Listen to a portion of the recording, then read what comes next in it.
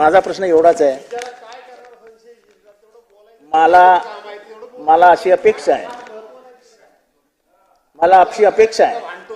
जातीपातीचा प्रश्न नाही, प्रश्न इथल्या गरिबीचा आहे. जर गरिबांना न्याय मिळत नसेल आणि तो जर मी विधानसभेत मांडू शकून नसेल तर मी विधानसभेत आलोय कशाला? अध्यक्ष महोदय, एक तर पहिल्यांदा या दोन महिन्यामध्ये मला बोलायची संधी मिळाली आणि तर त्याचा वापर मी करू शकलो नाही तर माझ्यासारखा मूर्ख मीच. अध्यक्ष महोदय,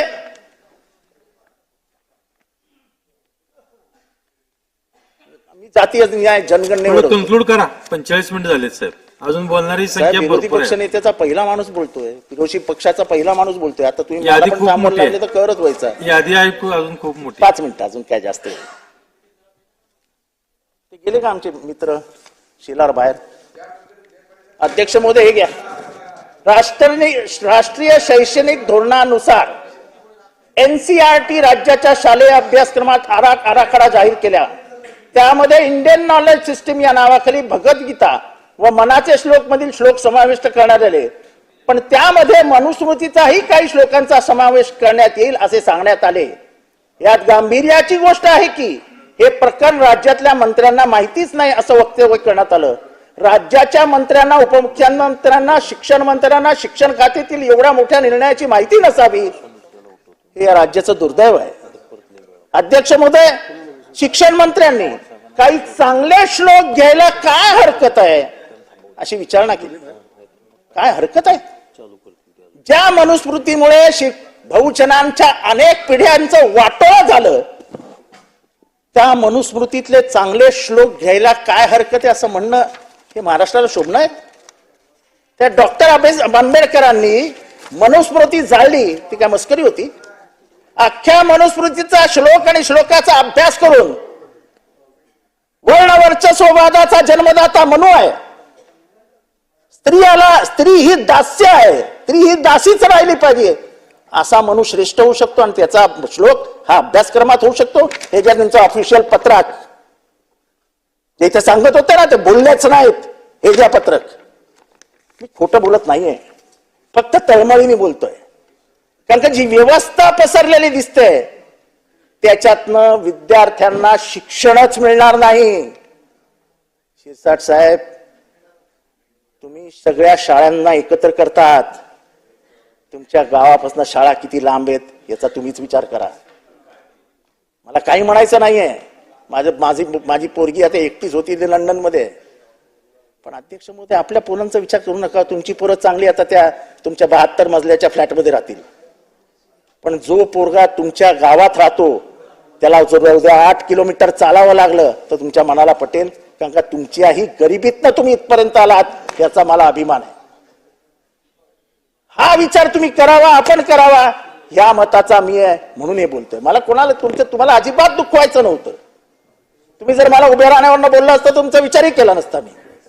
पण अध्यक्ष महोदय, हे सगळं घडत असताना मुंबईमध्ये अध्यक्ष महोदय काही झोपडपट्ट्या पाडल्या गेल्या. आवाड साहेब 50 मिनिटं झाले, थोडं कन्क्लूड केलं तर 1 तास घेणार. विरोधी पक्षाचा पहिला माणूस आहे तो 1 तास घेणार. बोलणाऱ्याची संख्या जास्त आहे. अध्यक्ष महोदय, पावसाळ्यामध्ये 1998 साली परिपत्रक निघालं. नलिनाक्षण नावाचे सेक्रेटरी होते की पावसाळ्यात एकही झोपडी पाडू नका. ती अधिकृत असू दे, अनधिकृत असू दे, कारण कुठलंही असू दे.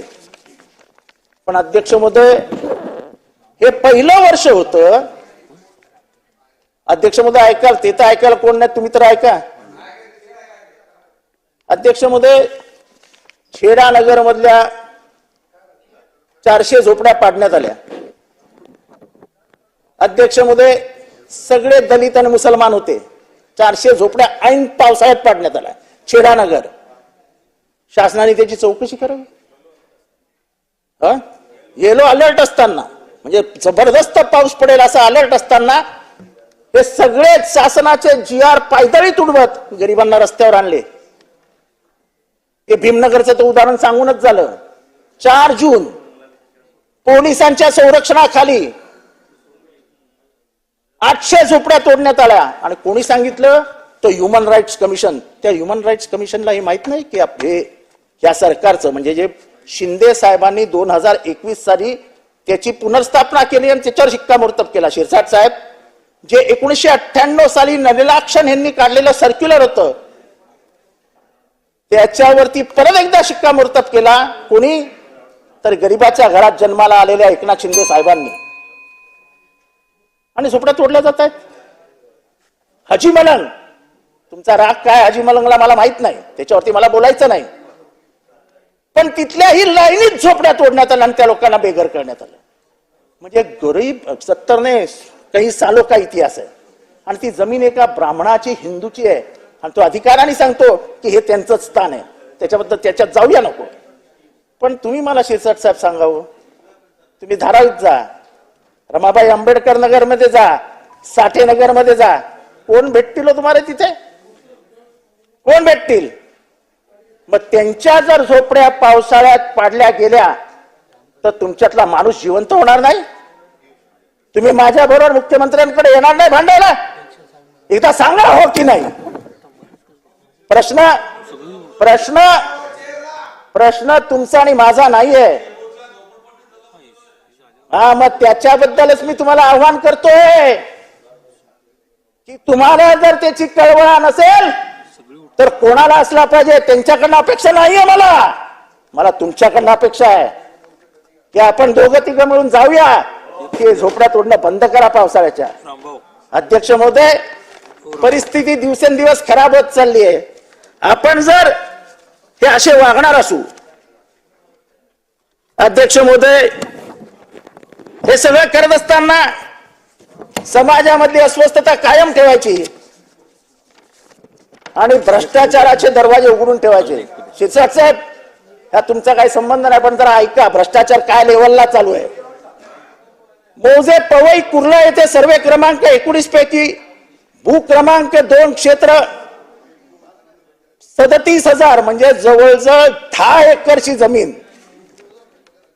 ही युएलसीच्या कायद्याखाली अधिग्रहित केली होती. सदर जमिनीवर झोपडपट्टी पुनर्वसन कायद्यानुसार पुनर्वसन योजना राबवण्याकरते किती अधिमूल्य घ्यावं हे अजून काही ठरलेलं नाही. कलम 20 अन्वये सूट देण्यात आलेल्या जमिनीवर अधिसूचित झोपडपट्टी असल्यास अशा क्षेत्राचा विकास करताना वार्षिक बाजार मूल्य तरतक्त्यातील दराचे 5% किंमत आकारण्याचं धोरण मंत्रिमंडळाने 2018 साली ठरवलं आहे. मंत्रिमंडळाच्या बैठकीमध्ये घेण्यात आलेल्या निर्णयानुसार शासनाच्या नगर विकास विभागाने कोणताही शासन निर्णय अथवा अधिसूचनेत पालना पारत केली नाही. अधिकृत सूचना नसताना शासनाची, साहेब 1 मिनिट, महत्वाच्या विषयावर बोलतोय आणि मी विरोधी पक्षाचा पहिला आमदार बोलतोय. सदर जमिनीस 5% किंमत आकारून विकासासाठी उपलब्ध करून दिली ही बाब बेकायदेशीर आहे, असं करताच येत नाही. तसेच या जमिनीच्या संदर्भातील उच्च न्यायालय रिट याचिका क्रमांक 488 2008 दाखल असून याचिकेमध्ये 25/6 अध्यक्ष महोदय 25/6/2008 रोजी स्थगिती आदेश पारित केलेला असताना समिती 2008 साली स्थगिती आदेश आहे, तरी शासनाने ही जमीन मुक्त केली. या जमिनीचे मूल्य हे कमीत कमी 3,000 कोटी रुपये आहे. या जमिनीचं मूल्य, 1 मिनिट, या जमिनीचं मूल्य जे मी सांगितलं ना 3,000 कोटी रुपये आहे. आणि त्यांचा अधिकार नसताना, कलेक्टर ऑफिसचा कुठलाही अधिकार नसताना, हायकोर्टाचा त्याच्यावर स्थगिती आदेश असताना ही जमीन मुक्त करून बिल्डरच्या घशात घालण्यात आली. एकीकडे सामाजिक अस्वस्थता ठेवायची, एकीकडे पवईला भीमनगर पडत असताना बघत बसायचं, आणि अशा जमिनी शासनाने आपल्या मंत्रिमंडळाच्या सहकार्यांच्या सल्ल्यानुसार कोणाच्या तरी घशात घालायच्या, हे काही योग्य नाही. अध्यक्ष महोदय, शेवटची 5 मिनिटं. इंडियन फार्मर्स कंपनीने 1 तास होते 5 मिनिटं. इंडियन फार्मर्स कंपनीने येथील घ्या आवाड साहेब बोला. हा शेवटचा मुद्दा. इंडियन फार्मर्स कंपनी येथील 114 एकर जमिनीचा शर्तभंग केला. शर्तभंगामुळे जिल्हाधिकारी यांनी सदर जमीन ही सरकार जमा करून घेतली. परंतु महसूल मंत्र्यांनी, अध्यक्ष महोदय ऐका आणि मंत्री महोदय ऐका, परंतु महसूल मंत्र्यांनी त्यांच्याकडे फेल तपासणी प्रकरणात कंपनीवर कोणतीही दंडात्मक कारवाई न करता, अधिमूल्य न करता सदर जमीन कंपनीला देऊन टाकली. शर्तभंग केलेली जमीन. मुख्यमंत्र्याचा आदेश कलेक्टरला गेला. चांगला कलेक्टर असेल, खेडकर सारखा नसेल, परीक्षा देऊन आला असेल. अध्यक्ष महोदय, कलेक्टरांनी तो प्रस्ताव पुनर्वलोकन करता महसूल मंत्र्यांना परत पाठवला की हे मला करता येणार नाही, हे शक्य नाही.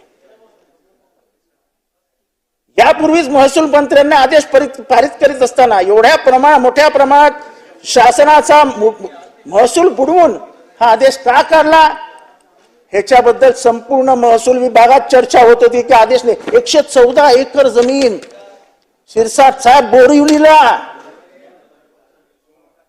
शर्तभंग झालेली देऊन टाकली. काही दंड नाही, काय नाही देऊन टाकली.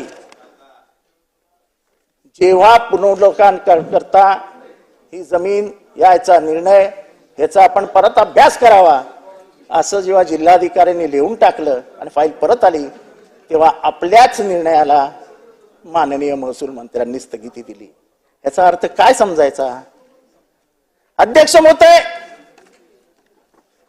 म्हणजे हे कायद्याचं राज्य आहे की नाही? एकीकडे गरीबांना गरीब, श्रीमंतांना श्रीमंत हे करण्याचे उद्योग जर शासन करणार असेल, आमचे उद्योग, आमचे धंदे हे आता सगळे गुजरातकडनं येणार असतील, तर आम्ही मराठी माणसांनी करायचं काय? अध्यक्ष, मराठी माणसाचा अस्तित्वाचा प्रश्न उभा राहिला आहे. उगाच नाही तुमची सीट पडली अयोध्येमध्ये. अयोध्याचे सगळे कॉन्ट्रॅक्ट हे गुजरातला दिलेले होते आणि म्हणून रामलल्लाच्या भूमीत देखील तुमचा पराभव झाला. अध्यक्ष महोदय, जिथे तुम्ही अन्याय कराल, समाजावर अन्याय कराल, तुम्ही आज मराठी माणसांवर अन्याय करतात, तुम्ही मागासवर्गीयांवर अन्याय करतात, तुम्ही बहुजन समाजावर अन्याय करतात. तो बहुजन समाज तुम्हाला घरी पाठवल्याशिवाय राहणार नाही. एवढंच बोलतो, रजा घेतो. जय हिंद, जय महाराष्ट्र.